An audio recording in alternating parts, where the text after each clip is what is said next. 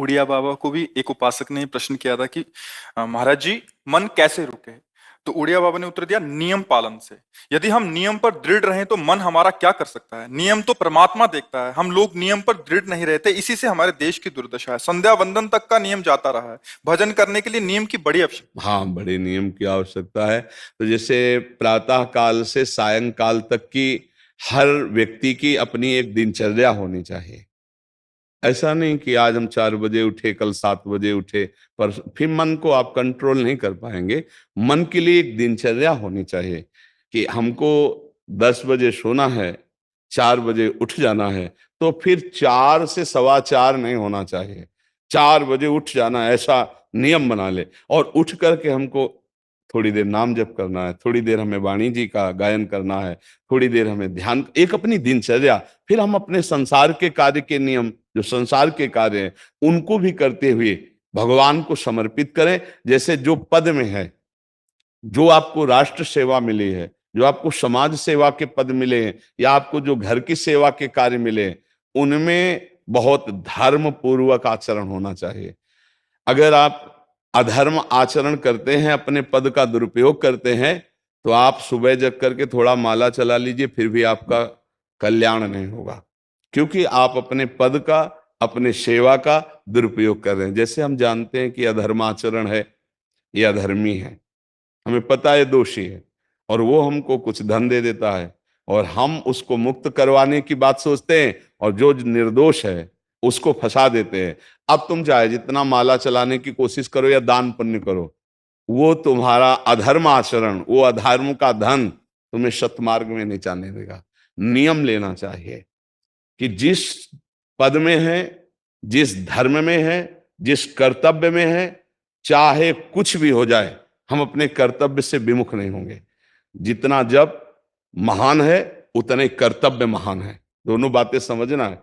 जब माला फेरा और इसके बाद बेईमानी, अधर्माचरण, इनका कोई नियम नहीं है कि हमें कैसे चलना है, तो वो माला काम नहीं कर पाएगा, क्योंकि उसका तभी सत्य भाव माना जाएगा माला जपला, जब धर्माचरण है। धर्माचरण नियम से। बोले वो बड़े कट्टर नियम वाले हैं, उनको घूस नहीं, आप उनको भयभीत करके नहीं काम करवा सकते, प्रलोभन में काम नहीं करा सकते। ये हमारी गृहस्थी है ना, तो गृहस्थी के पालन के लिए धन चाहिए, और धन के लिए हम धर्म को आगे रखें, धन को नहीं। धर्म को, हमारा कर्तव्य क्या, प्रायः जैसे पूज्य बाबा ने कहा, आज हमारे देश में बहुत दुर्दशा हो रही है। दुर्दशा हो रही, क्यों? क्योंकि सब अपनी जगह से गलत हो रहे हैं। अगर अपनी जगह हम ठीक रहे तो हमारी दुर्दशा नहीं होगी। हमारा भजन कम होगा, लेकिन हम धर्म से चल रहे हैं तो हम विजयी होंगे। हम भगवान को प्रसन्न कर सकते हैं, क्योंकि हमें जो कार्य मिला है वो भगवान का ही कार्य, सृष्टि भगवान का कार्य। जैसे नए बच्चे कुछ वकालत पढ़ रहे थे, तो यहाँ के प्रश्न किया था कि हम जानते हैं कि वो दोषी नहीं है, हम जानते हैं कि वो दोषी है, पर दोषी हमें पैसा दे रहा है, तो हम वकालत पढ़ी इसीलिए, हम उसको जिताएंगे, तो ये क्या कोई पाप है? तो उनका खुला पाप है। बोले नहीं, हमारी कोई ऐसा कंपनी दो, ऐसा कुछ बोले कि हमारी कंपनी को ये सिखाया जाता है, तो हमको तो ये करना ही होगा, अगर नहीं करेंगे तो हमारी वकालत का मतलब क्या रहा? तो नहीं, वकालत का मतलब अधर्मी को मुक्त करवाना नहीं है। वकालत का मतलब अधर्मी के सबूत एकत्रित करके उसको दंड दिलवाना है, और धर्मात्मा को मुक्त करवाना है। अब इसके लिए आपके पास अर्थव्यवस्था अगर कमजोर भी है, तो धर्म व्यवस्था आपकी पूरी है। धर्म व्यवस्था ठीक है तो परिवार स्वस्थ रहेगा, सुखी रहेगा, भगवान आप पर प्रसन्न रहेंगे। अच्छा, फिर हमने तर्क रखा कि जैसे आपकी बहन के साथ कोई गलत व्यवहार करे, आपको पता है, और वो आपको 10 लाख रुपया घूस दे, तो क्या आप उसका पक्ष लेंगे? नहीं। तो फिर दूसरी बहन के साथ किया है, प्यार करना है ना। अपने भाई का अगर कत्ल किए हो, मुझे पता हो कि ये दोषी है, तो क्या हम पैसे से उसको मुक्त करने देंगे? लगेगा कि जान की बाजी लगा देंगे, और तुम्हें हम, ऐसे ही एक गरीब आदमी की किसी ने हत्या की, तो आपका पक्ष बनता है। पर ये ज्ञान कहाँ मिलेगा? बिना अध्यात्म के ये ज्ञान तो मिलेगा नहीं। ज्ञान तो इस बात का मिला कि कैसे पैसा कमाया जाए। अच्छा, वो पैसा यदि अधर्म से आया है तो आपकी दुर्दशा कर देगा, आपकी बुद्धि भ्रष्ट कर देगा। तो जो बाबा कह रहे हैं कि आज हमारे समाज की बड़ी दुर्दशा हो रही, उसका कारण यही है कि हमें अध्यात्म का ज्ञान नहीं, हमें धर्म का ज्ञान नहीं, और बड़ी बड़ी गलतियां हो जाती है। बिल्कुल पता है आदमी निर्दोष है, और हम धन के प्रभाव से उसको दंड दे देते हैं। वो दंडा भगवान जब आपको पलट कर देंगे तो आप सह नहीं पाओगे, उसका परिणाम बहुत बुरा होता है। तो इसलिए समाज को चाहिए अपने अपने कर्तव्य का पालन करते हुए एक नियमावली बना ले। जैसे कुछ दुकानों का नियम होता है कि वहां फिक्स रेट होता है, नहीं होता? वहां ये नहीं चलेगा कि कसम से कहते हैं कि तुम्हें हम अपना जान करके कि 100 रुपया मीटर ये मिला है, हम बिल्कुल मुनाफा नहीं ले रहे। नहीं, झूठ क्यों बोल रहे हो? दुकान खोले हो मुनाफा के लिए, झूठ क्यों बोल रहे हो? नहीं लेंगे मुनाफा, हम जितने का लाए हैं उससे मुनाफा लेंगे, पर 120 रुपया मीटर देंगे, कपड़ा बढ़िया है, नाप फिट है, इससे नीचे नहीं उतरेंगे, हमें सफाई देने की जरूरत नहीं है कि हम कसम खाते हैं या ऐसा। हम जानते हो ये बिजली है, ये दुकान है, नौकर लगे हैं, तो इसका मुनाफा लेने के लिए दुकान खोलें, कोई दान करने के लिए तो नहीं। तो सबको पता है मुनाफा लेगा, लेकिन एक फिक्स दाम, उसे 10-20 रुपया का मुनाफा लेकर के हम उसको बेच रहे हैं। लेकिन झूठ क्यों बोले? बोले झूठ के बिना धंधा नहीं चलता। नहीं, ऐसा नहीं है। अब असत्य बोलोगे तो उससे जो आपको मुनाफा मिलेगा वो आपकी बुद्धि भ्रष्ट करेगा, और सत्य है कि मुनाफा के लिए है वही चीज, और आप एक फिक्स रेट में दे रहे हैं, बढ़िया है। अब अगर आप कोई मिलावट करके भोजन सामग्री दे रहे हैं, आपको पता है, तो जो खाने वाले के हृदय में बैठे हुए भगवान है वो तुम्हारे जीवन में मिलावट कर देंगे, तुम्हारा जीवन महान दुखमय हो जाएगा। ये कहां समझा जाता है? एक आदमी सिंथेटिक दूध बना रहा है, उससे कहो ये अपने बच्चे को पिला, नहीं पिलाएगा। फिर ये दूसरे का बच्चा जब पिएगा तो उसकी हालत क्या होगी? दूसरे शरीर में जाएगा तो हालत क्या होगी? वो केवल धन की बुद्धि रख रहा है। एक आदमी घी में केमिकल मिला रहा है, एक ऐसे अभक्ष्य पदार्थ मिला है, वो स्वयं नहीं खाएगा, लेकिन वो होटलों में भेजा जाएगा, हजारों लाखों लोग खाएंगे, बीमारी बढ़ेगी, उसको रुपया से मतलब है।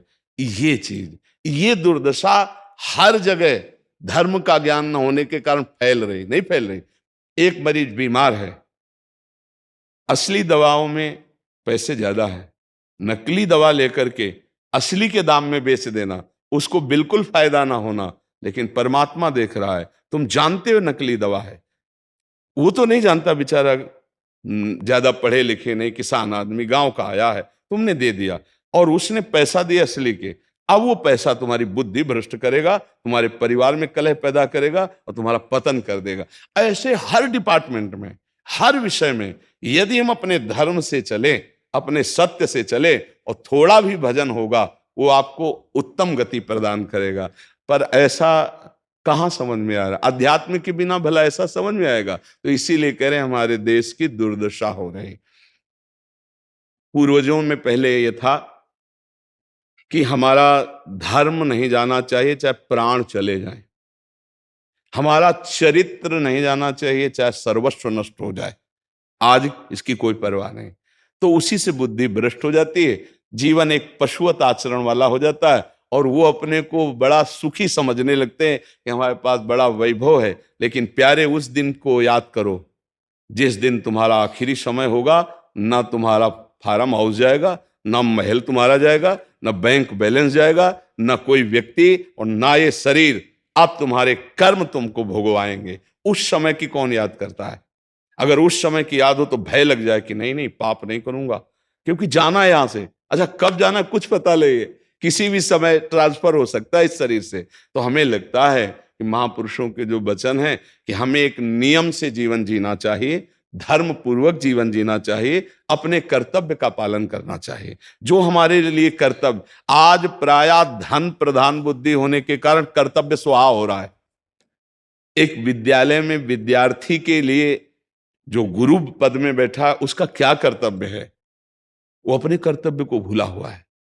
भला छोटे छोटे विद्यार्थियों को, जिनकी नींव पूरे राष्ट्र सेवा में, समाज सेवा में ये बन सकते हैं, अगर उनको हम सही शिक्षा नहीं दी तो उनका पूरा जीवन बर्बाद हो जाएगा।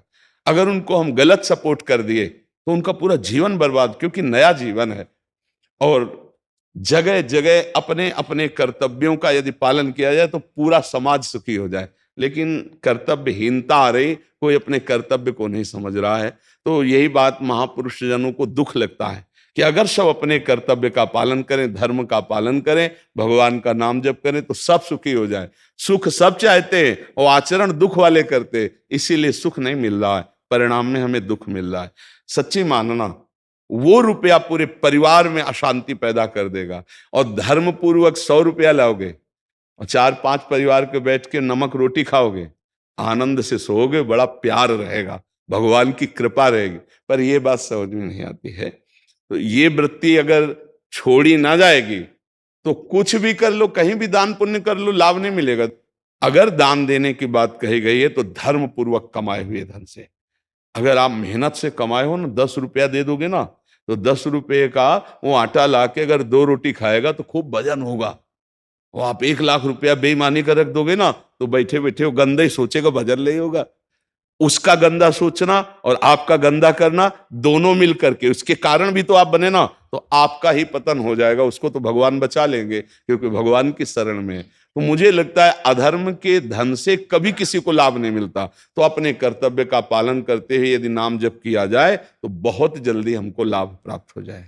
बहुत सुंदर मतलब ये चर्चा होती है, अगर आप लोग इसको धारण कर लें तो निहाल हो जाएंगे। सच्ची कह रहे, ये जो बातें हैं ये बहुत सुंदर जीवन को पुष्ट करने वाली हैं, पर आप धारण कर लें तो बात है। नहीं नहीं तो जैसे लाभ दिखाई दे रहा 50,000, तो ये बातें भूल जाओगे, ये बातें अच्छी नहीं लगेंगी। हे यार, बहुत बढ़िया काम घर में आएगा, पर हमारी ये बात ध्यान रखना, वो 50,000 घर में अशांति पैदा कर देगा। सच्ची मानना, आप धर्म से चलना, धर्म से चलोगे तो भगवान तुम्हारी रक्षा में रहेंगे। अधर्माचरण, देखो कैसी कैसी घटनाएं होती हैं। बढ़िया कार है, फिल्मी गाना लगाए चल रहे हैं, और वो एक्सीडेंट हुआ, आग लग गई, बाहर निकल ही नहीं पाए, वो अंदर ही जल गए। क्या हुआ? ये करोड़ों रुपए की कार भूंज दिया तुमको अंदर ही बैठाल के, धू धू करके आग लग गई, अंदर जल। ऐसे जलना चाहते हो या भगवान के आनंद में चिंतन करके शरीर छोटे हो फिर दाह संस्कार हो ऐसे कि सब लोग भगवान के नाम का कीर्तन करते ही जा रहे, फिर आपका अंतिम संस्कार वहां जीवित जल गए? क्या हो सकता है? एक एक पल तुम्हारे कर्म का हिसाब होगा, एक एक सेकंड का। ऐसे कर्म करो कि हमारा अच्छा हिसाब हो, बुरा हिसाब। ये मत समझो कोई देख नहीं रहा, वो देख रहा है जिसको हिसाब कर रहा है, वो देख रहा है। उसके लिए कोई वकील या किसी सबूत की जरूरत नहीं होती, वो सर्वांतर्यामी आपके अंदर बैठे ही देख रहा है। तो सदैव जैसे सत्संग सुन रहे हैं, तो अगर हाथ जोड़ के प्रार्थना है, थोड़ी भी बात मान लोगे तो आप सच्चे सुख के मार्ग में चलने लगोगे। नहीं तो भाई बहुत गंदी हवा चल रही है, माया की बहुत गंदगी ऐसी फैल रही, कलिकाल है ना, कि ये बातें किसी को पसंद नहीं आती। वो बात बताओ कि हम कितना रुपया कमा ले, कैसे कितने भोग भोग ले, और वो अध्यात्म में नहीं है। आपको सच धोखे में मत रहना, अध्यात्म में है। जितना आप धर्म से चलोगे उतना सुखी होगे, और लोक में है जितना धन मिल जाएगा उतना सुखी माना जाएगा। लेकिन वो सुख नहीं है, वो चंद मिनट के लिए हाइलोजन की तरह जलेगा, फ्यूज हो जाएगा। और धर्मात्मा दीपक की तरह जलेगा, पर बहुत काल तक चलता रहेगा। इन बातों का चिंतन कीजिए, खूब नाम जप कीजिए और भगवान के भरोसे रहिए, गंदे आचरण मत कीजिए।